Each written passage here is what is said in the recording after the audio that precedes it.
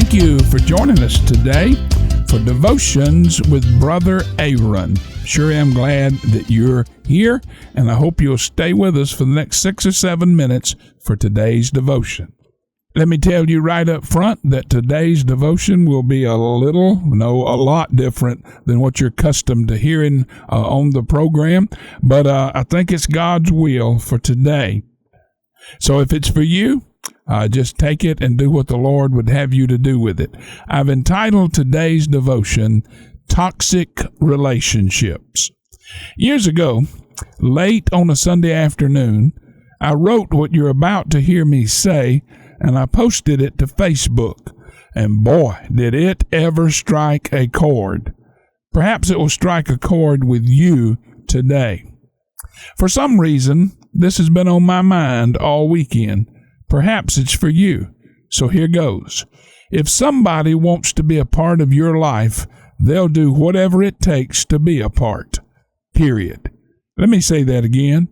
If somebody really wants to be a part of your life, they'll do whatever it takes to be a part. Period.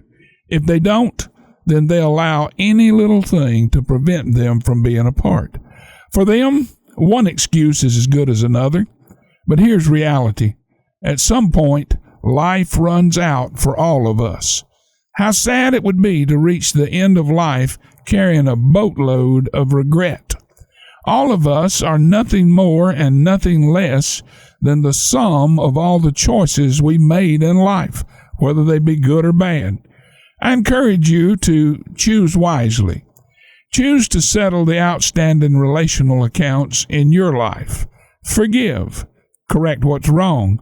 Amend your ways. You see, if you don't, at some point, people will decide that they're simply no longer going to allow themselves to be bound by your drama, and they will move on. And when that ship sails, it may never return. Again, I encourage you to choose wisely. I'm reminded of a story I heard some time back about a young lady who changed her voicemail greeting on New Year's Day. It said something like this: I have decided to make changes in the new year. At the sound of the tone, leave your message. If I do not get back with you, you are one of those changes. Wow. I can only surmise why those words I wrote and posted resonated as they did in the lives of those who read them. However, I think one possibility is because it highlights the fact that far too many of us are carrying emotional baggage we weren't designed to carry. We cannot make somebody love us. It's their choice. And regardless of how nice a person we are, how much we love somebody, how nice we are to them, or how much drama we've already endured or tolerated from them, at the end of the day, it's their choice. In the Bible, the book of Amos, chapter 3, verse 3, asks a great question. It asks, can two walk together except they be agreed? And of course, the answer is no. One person can no more sustain a two-person relationship or commitment than one mule can effectively pull a two-mule yoke.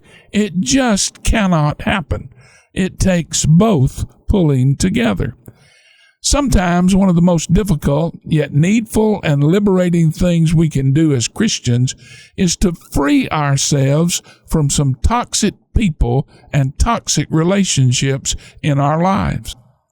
When a relationship isn't reciprocal, it becomes toxic.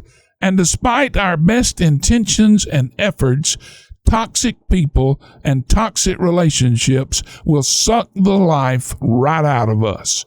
And although we love them, want the very best for them, and will do everything within our power for them, sometimes self-preservation dictates that until such time as they choose to make the relationship reciprocal, we must set them free. If we don't, we won't survive. Many years ago, after 9/11, I was going through airport security to board a flight. I'd purchased a $70 bottle of cologne, and I had it in my carry-on bag. My wife, Mary Ann, told me they weren't going to allow me to take it on board. I argued her down. When the security person looked inside my bag and saw my cologne, he stated, "That can't go on board with you." I protested. I told him how much I had invested in it, how much I liked the fragrance, and how badly I wanted it. He refused to budge. I asked him what I was going to do with my cologne. He said, "Sir, I really don't care. There's a mailbox over there. You can mail it to yourself if you want. And there's a trash can right over there that you can toss it in. Again, sir, I don't care. All I know is that if you want to board that flight, that cologne is not going on board with you." The choice was clear. If I was going to board the flight that would take me to my destination, I had to rid myself of what was preventing me from boarding. So it is with toxic relationships. Sometimes we must leave a relationship behind in order to move into the destiny God has for us. I don't recall ever publishing a devotion like this, but I have stated the truth. If this devotion is for you, choose wisely.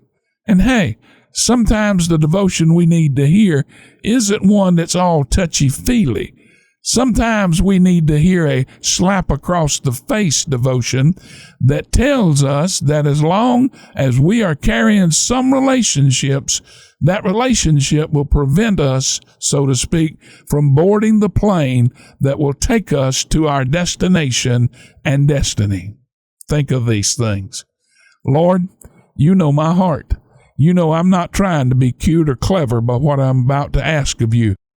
But Lord, I pray that you would help us realize that one of the most powerful spiritual gifts we can possess is the gift of goodbye. Help us to realize, Lord, that sometimes the quickest way to our spiritual well-being is to rid ourselves of toxic people and relationships in our lives.